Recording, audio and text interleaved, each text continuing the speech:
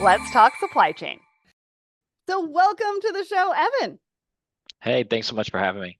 Yeah, I'm happy to have you here. I mean, I talk to a lot of brands that are very complex, high tech with AI, and that's great. But I'm so excited to almost take it back to basics, right? Truck parking is a huge issue that impacts the industry. And you're not trying to overcomplicate it. You're solving a fundamental issue with almost a simple solution, which is matchmaking unused property with truckers needing to park. And I think that is brilliant. And I want to find out more about it. So let's start off talking about you. What's your background? What led you to co-found Truck Parking Club? Yeah, so real estate engineering, real estate background, really was in Florida for the last 6 or so years, doing real estate, flipping houses initially, and then going into large commercial land deals, which is where I found out about the issue with truck parking as I was working on an industrial land deal that everyone was telling me would be a great fit for truck parking. I go to the local municipality there in Central Florida and I mentioned to them that I wanted to do truck parking and it's zoned industrial, and they're like, we're not going to support that. And I was like, it's a great spot for it. And they're like, well, you can try it, but we highly doubt it's going to get support, even though it's zoned industrial. Um, and then, so I think about everyone's telling me there's demand for it Mhm. and that there isn't enough of it. And then I go try to make more of it, and the municipality shuts me down. And then that's like, let's look into this more, not just this property, but the US. Is it a huge problem? And within, just a little bit of researching, I realized it is a huge problem.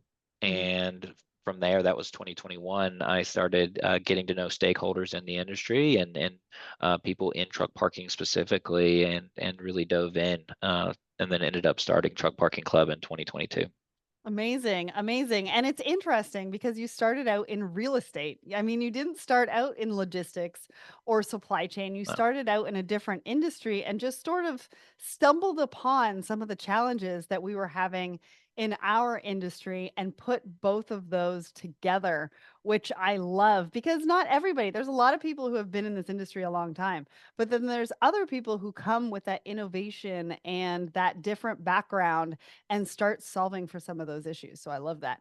Can you give us a bit of an overview of where trucking is at right now? Like, I feel I'm hearing less about driver shortages than I have in the last year, but that's not to say it's better. It might just be an issue like the Red Sea, for example, has dominated more headlines.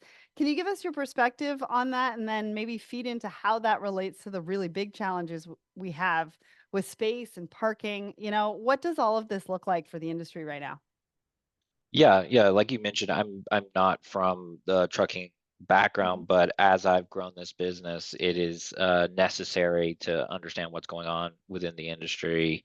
And I think it's really tough out there for the smaller guys. I think they're doing everything they can to hang on. I think it appears, coming into 2024, that things may be stabilizing. Um, the interesting thing about our business is it is paid parking, but drivers are leveraging it to do more business. Huh. So ultimately, drivers are doing everything they can to find more opportunities out there to have, better lanes that maybe they traditionally couldn't get. And fortunately, Truck Parking Club is helping to be a part of that. But uh, you know, to answer your question, I think it's tough. It's tough out there. There's a lot of supply, there's a lot of capacity, and there's not enough loads to go around, which is why you're seeing, a lot of these smaller carriers go out, and even some of the larger carriers are having a really hard time, as you can see from, some of the publicly traded ones. Their quarterlies are not going so well. So it's a tough time out there. Mhm. But it's interesting that you are helping them with that because I almost wonder if, they don't wanna have those empty runs back to potentially origin point, and so potentially what you're offering them is an opportunity to keep that truck in a specific location that can then, do business in that region that helps reduce some of those empty loads. Yeah, so what we hear very often when we go to shows and talking with drivers and our customer service reporting back to us talking to drivers is I never used to go to the Northeast. It's great money up there, but I can never find parking. Okay. We really appreciate, all the locations you have in the Northeast or in Southern California. We hear that all the time, that there's more money in these areas that has less parking. Mhm. And then we make it easier for the driver to find parking. That's what we do is take existing space and extra space and put it on a platform that's easy to use. And a lot of drivers, especially smaller carriers and owner ops, avoid those traditionally very congested areas that maybe they pay more, but it may be a nightmare getting in and out. Hmm. Interesting. And so you're sort of matchmaking those spots with those drivers, right? Yeah, I mean, matchmaking in the sense of we have a fully self-service app that you just think of like Airbnb or Uber. You go on the app, you book your parking, you get all the information you need, and you get parked in a very simple, straightforward manner. And so we do that thousands of times a month, all through our fully self-service app. Amazing. So let's dive a little bit deep into that and how all of that works. Because if I'm a trucker, what do I do? How do I sign up? What does that process look like? Do I need the app? Do I need a desktop to start? What does that look like? So you can use browser as well as mobile app. You can use it from your desktop. You can use it from your mobile phone in browser or mobile app. We make it very easy to use. It's as simple as signing up, and you don't have to sign up to view our available locations. So we get a lot of drivers that may look at our site several times before they ever sign up and then Mm, book. But we keep it extremely straightforward. Just asking for your email, optional phone number, password, and then to get booked, you just find a location that's suitable for you and where you're headed or where you're at currently, and we ask a few questions about your truck and trailer and when you're going to get there, when you leave, etc. Typically, the driver's first time booking takes them 10 minutes or less. So let me ask you on the other side of the coin, because you were talking about being in Florida and how they didn't want to give you that land or allow you to do what you wanted with that land to develop some of that parking in that area. How are you finding the parking spots or lots available for you to be able to provide those to the truckers? Yeah, so we're very active going out to shows. We're very active on social media. Mhm. Really try to be all across the internet. And we just end up getting in front of a lot of different people that could have parking companies that could have locations that are suitable for truck parking, whether that's a trucking company, a tow truck company, a truck repair shop, could be a 3PL, could be someone that has a warehouse that they're not using parking, but we end up getting in front of them through several different channels, Mhm. and we really make our branding very straightforward. We do truck parking, and we are utilizing existing space to help drivers have more truck parking, and that's worked really well for us. And the overwhelming majority of all of our new locations are inbound. They find us, they get Oh, really? curious. Yeah, just like think Awesome. about like Airbnb, they've done a great job of their branding, and they're, at this point, all their leads are essentially inbound. They come and they sign up because they know what Airbnb represents, and we Mhm. are working very hard to have the same reputation of where when you hear truck parking club, it's for truck parking, leveraging existing space. I mean, it's in Um, the name. You did a yeah. really great job picking the name.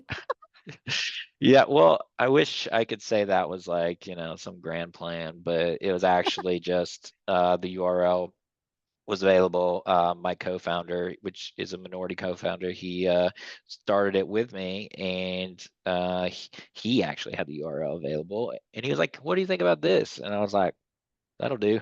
And it ended up being so significant, but in the beginning, I was like, "Yeah, I think that makes sense," and now it's like I couldn't imagine it being any other name. Anything Um, else. so Yeah, it, yeah, it yeah, just and worked out. I'm sure you had a bunch of people, "Oh, no, that's gonna be too long," right? Yeah, yeah, yeah. I mean, I wish it could be Uber or something, Right? but 5 letters. yeah, right. But I think ultimately, it's exactly what we need for the Yeah, business that we have in absolutely. particular, and our audience and our customer. Calling it I don't know, truck B&B or like Uber for truck parking. I You don't better know, go like get you, those URLs before somebody else right? buys Yeah. them. I mean, I just think for our audience, for our members, for our customers, for the Yes. drivers, like we just need something very straightforward. Not Yeah. Let's not get too fancy, and Mhm. let's just provide parking to the Yeah, yeah, driver. yeah.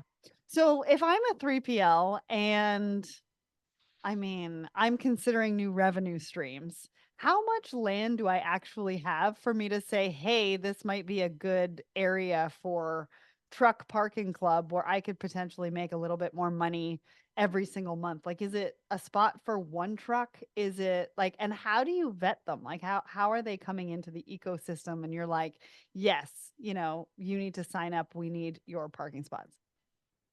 Yeah, so this really anything that could fit a box truck or a bobtail, that you could uh would be adequate for truck parking. To park a box truck, a bobtail, straight truck, is really the minimum requirement.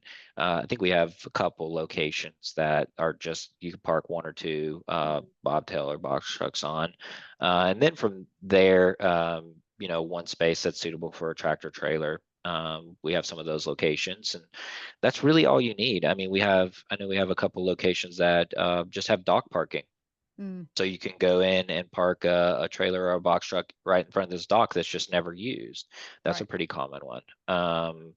And so we have locations like that, but we also have locations that have, 500 spaces for trucks and trailers. So it's Yeah. a little bit of everything.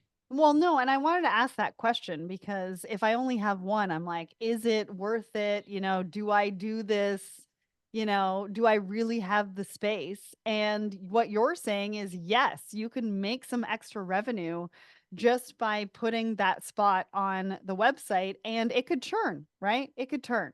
You could have one there one night, maybe one a couple of nights later, but it's really putting some money in your pocket and opening up those revenue doors. Yeah, especially, for smaller companies, especially a small trucking company or, maybe a small shipper or something that just has extra space in Mhm. this warehouse or whatever the case may be. I mean, making a lot of them can make a few $100s a month off of one space, and Mhm. that can be significant money that they can put toward their business. Absolutely. All right, let's get back to the app because I was watching a video of you interviewing one of the truckers that uses the app, and I really liked seeing that firsthand perspective. So, can you tell us a little bit about the app itself, how it works, but also what the truckers really love about it? Because if they're not comfortable with the app, they're just not going to use it. I mean, that's kind of like with everything, right? Yeah, but you'd be surprised how often, something gets built and they don't talk to their customer. Mhm.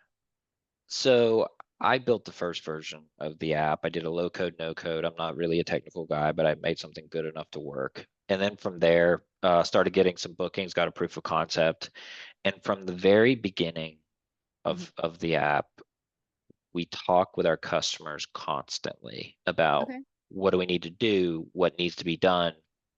And ultimately, through tens of thousands of iterations like that, we've ended up creating an app that I think you know, the overwhelming majority of drivers that we talk to say, wow, it's straightforward. We don't make it too Simple. complicated. Yeah, what we say internally is somewhere in between Airbnb and Craigslist is where Mhm. we live. And that's what works for us and that's what works for our customer.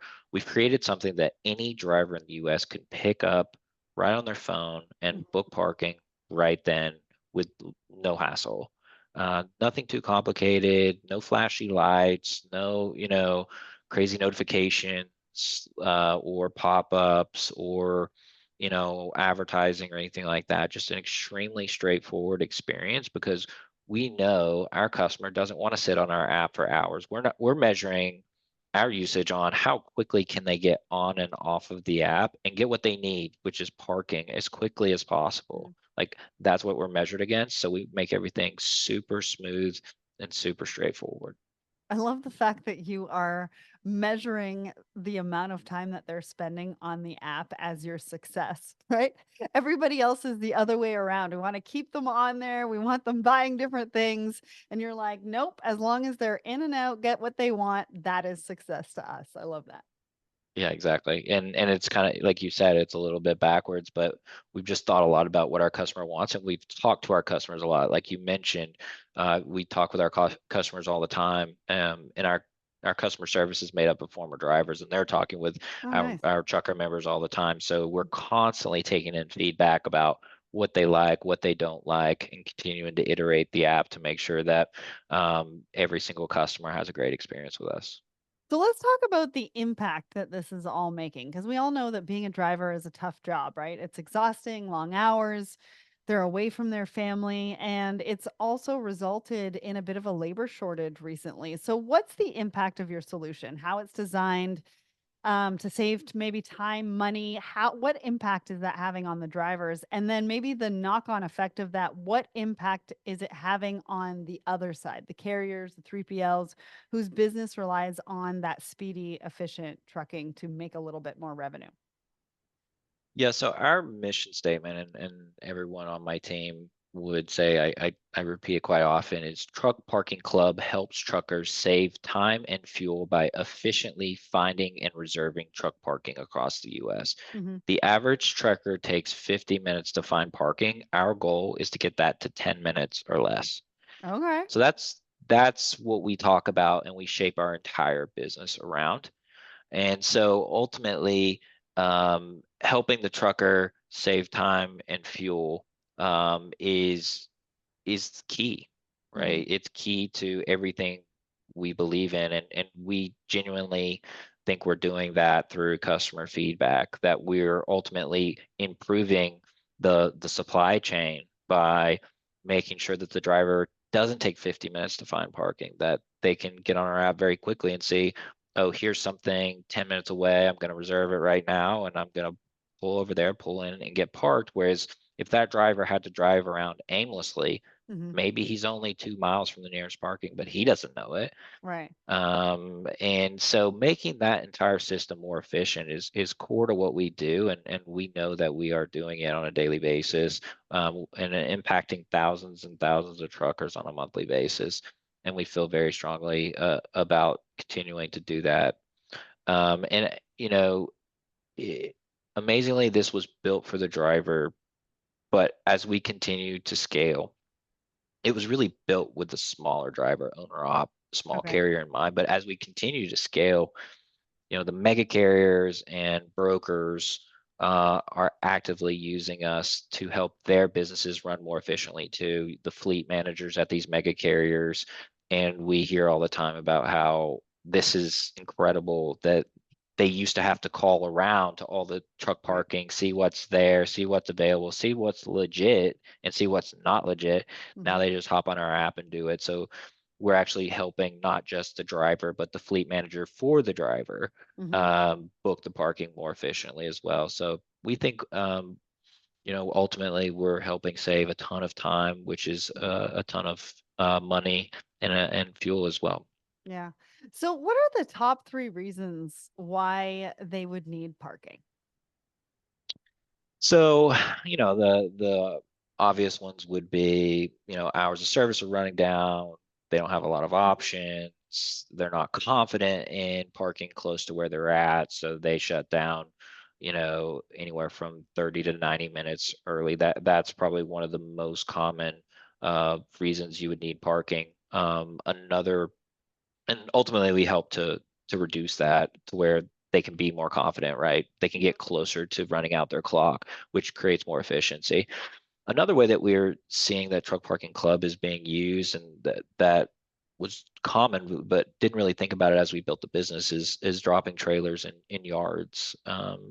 We have a lot of carriers that use us to drop a trailer in a yard, or drop 5 trailers in a yard, use it as their own personal drop yard or their own Mhm. personal terminal, where that really wasn't Available. actively. Yeah. Mhm. Yeah, and if it was available, it was something you had to spend days coordinating. Now you can do it Right. within minutes right through our Mhm. app. So that's another thing. And And then that's because it needs to go to another location. They're looking to get another driver to pick that up, right? exactly, yeah, yeah, it could be, drop and hook type operations. It could be convenient for them because there's loads that they're always picking up nearby. There's a lot of different factors that they could be using us, and we just create a seamless experience for them. Um, and then a third way I would say is drivers. Another thing I'd never really thought of that much is especially at shows, we'll have drivers come up and be like, I dropped my truck and trailer here at one of your locations for 4 days because my daughter had a wedding and I Oh, didn't know how, stuff like that. Like I didn't yeah. know what I was going to do. I thought I was going to have to fly in, but I ended up going and taking a load out there. And then I knew I could drop my truck and trailer at your location. Hmm. We've heard that like Vegas, doing that out in Vegas and stuff like that. So it's really cool. I just, not something I had ever thought of, but It's not something I would ever think of yeah, either, but think about like if you're your own company maybe, and you're one owner operator and you're sort of driving all over the country, and the fact that you need to be somewhere close to maybe you're doing a delivery and you need to be there for the next couple of days. Exactly. What do you do with yeah, that? You don't want to drive home and then fly back. You wanna yeah, just drop that, be able to pick it back up, and go wherever you need to go. I mean, that is efficiency. yeah, yeah. Amazing. I love That's that story. yeah, yeah. It's pretty wild. I never would have thought of that as we built the business, but that's the cool thing about just creating a product that let the customer figure out how they want to use it as Yeah. well. You know what I Well, and mean? you're I bringing think that's families together. Who yeah, knew? yeah, we are, yeah, I love that. So yeah, let's stay on the absolutely. story train, right? Because I Okay. usually ask for a case study. What was Yep. one of your clients? What was the challenge they came to you with? Obviously, the solution that you gave them was some sort of parking. And then what was the ROI and benefit to their company? Like, sort of paint us a picture of something that's gone really, really well for one of your customers. Yeah, so when I was thinking about this, I think going broader, about just thinking about the overall impact. I don't have an exact story that I can think of at the moment for a driver or a company necessarily. Hmm. Well, I have a broader one for one company, and then I want to speak on kind of broader as what we've done Sure. for thousands of truckers out there. But we do have a company that started using us relatively early on when we started Truck Parking Club, and they have, I don't know, 5,000 trailers or something. And it goes back to what I mentioned about, 5 spaces, and then they use it as a drop yard. And they use us like an incredible amount. I don't have exact numbers. I wish I did, but essentially, our customer service is in conversation with them all the time because they park hundreds of trailers with us, and they're like, this has completely changed our business. They're like, Wow. we used to take forever to find parking in all these cities, and now we just get on your app and we book it for our drivers to drop trailers, Hmm. and it's made our business so much more efficient. I don't have any like amazing statistics for you, but I thought that one comes to mind where I'm like, wow, like, it's cool to see someone leverage, and that really, wasn't why we started the company, but it's cool to see creating that efficiency in Hmm. the supply chain. And then like to go even broader than that, we park thousands of trucks a month, and I, I'm I am confident in saying that I believe we save drivers, you know, 30 minutes. Whereas if they happen to go to Google themselves or drive around, I think we save them at least 30 minutes. So if you run quick, just simple, very simple math, we're saving drivers thousands of hours a month at this point, driving around or on their own clock. Hmm. So what is that worth at this point? I mean, it's relatively significant, and I feel like we're just getting started. Hmm. Um, it soon that will be tens of thousands of hours a month, and then hundreds of thousands of hours a month, and millions of hours a month. So as we continue to scale that up, I think in terms of efficiency and sustainability, we'll be able to bring you some, maybe the next time I come on the show, we'll be able to bring you Yes. some really strong data points. But um, even at this point in our company, we are doing uh, what I believe to be very significant things and helping the driver save a lot of time and become more efficient. Well, I mean, the fact that one of your customers has come to you and said how much of a difference you've made to their business and how you've kind of changed their business. I mean, Yeah. that in itself, I mean, you're dealing with the trucking industry who doesn't usually speak like that or give you that kind of feedback. And so that kind of feedback just really shows for itself. Now, you mentioned sustainability, and I want to bring this up because you've been talking about saving time, you've been talking about saving that fuel by not having to drive around. But I think there's a sustainability component that we haven't really touched on yet. And so I want to talk about that because I think innovations like yours are so important because if we're going to tackle climate issues more quickly and effectively than we are, we need to think more creatively. We need to think about ways we can partner, reuse, recycle, repurpose, not just buy carbon credit. Carbon credit. So what do you think about that? Because I think what you're doing is also really helping on the sustainability front too. Yeah, I mean, kind of going back to what we were just talking about, what's thousands of hours of fuel saved? I mean, Yeah, how much fuel is that, right? And we're still a relatively young company. That wasn't by design. I mean, we didn't think necessarily about sustainability in the sense of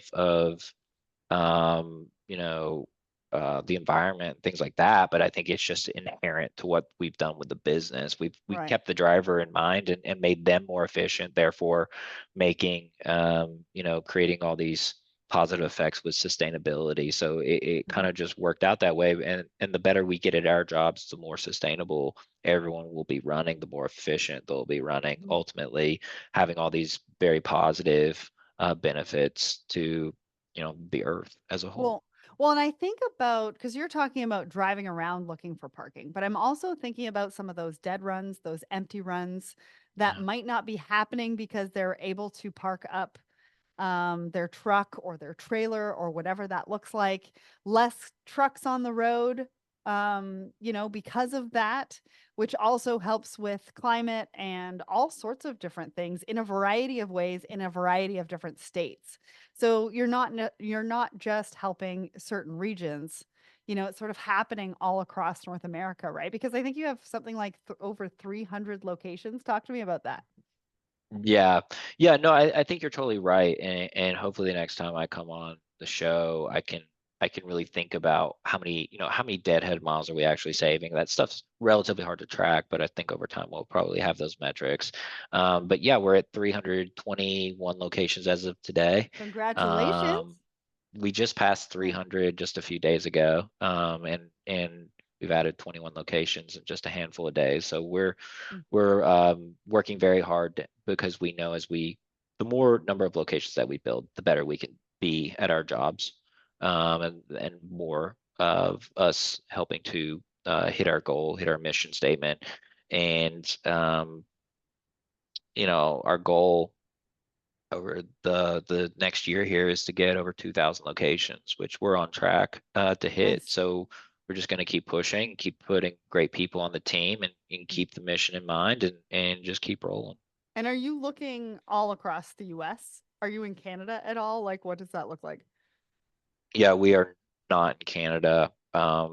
We get asked a decent amount at this point, but we think there's plenty of work to do here in the US. Oh, for So sure. we're just Mhm. focused on the US, growing out the US, and I think we got our hands full right here. Do you have specific regions that you are looking for parking in at this moment? Yeah, I mean, for us, we're a marketplace, so we're always looking for parking anywhere because we think, I mean, at this point, even in very rural areas, we can get those locations bookings and ultimately help the driver find parking in these very rural areas. But Mhm. Southern California, Northern California, Florida, um, the Northeast up toward New York City, most of Jersey, Mm. um, Dallas, Atlanta, just kind of those buzzword, Chicago, Mhm. that you hear about all the time. maybe being a great place to get loads, but incredibly difficult to find parking. Mhm. We're always looking in those areas and continuing to Awesome. add supply in those areas. So if you are in those areas, you need to get on truckparkingclub.com. All right. So what does the future hold for you? I know you said that you want to get to 2000 locations, but what can we expect from you? What do you think the industry is going to be like between now and maybe the end of 2024? Yeah, so we want to get to 2,000. I didn't say it quite um, properly a minute ago. We want to get to 2,000 by the end of the year. We Okay. want to get to 5 to 10,000 in the next 2 to 3 years. And as we continue to ramp up, there's very clear ways that we can get there. But 5 to 10,000 locations is where we feel we will be um, doing a very significant job of helping truckers save time and fuel. Um, and that's kind of the North Star. That's what we're pushing toward. We also have to make sure that our customers are still having a great experience, but ultimately adding more supply, ultimately adding hundreds of thousands of parking spaces from existing space is what we're very, very focused on and pushing toward every day. Love that. Well, I can't wait for you to ring the bell and say that you hit that 2000 mark at the end of this year. You're going to have Yeah, to it's do a a big big goal. celebration online. Yeah, it's a big goal. It's a big goal, and but that's what we do. We have a very good team, and when we set those goals with the team, it's like, whoa, really? But we have the things in place to get there, and with the right team and continuing to build the team, we're confident that we can do it. Well, I can't wait. So the widespread shortage of truck parking spaces is a big issue for the industry. Extra time, cost, and miles is putting an increasing strain on an already challenging space. But by leveraging technology and the power of community, Truck Parking Club has created a network of varied parking options, helping to overcome the complexities and the challenges in the industry and address the diverse needs and preferences of truck drivers. Truck Parking Club are reshaping the entire trucking logistics landscape through innovative parking solutions to create a future where booking a truck parking space is never an obstacle to the smooth flow of logistics. A future with an efficient, reliable, and productive trucking industry. And did you have a guess at today's big question? Well, at the top of the show, I asked you, how long does the average trucker take to find parking after every shift?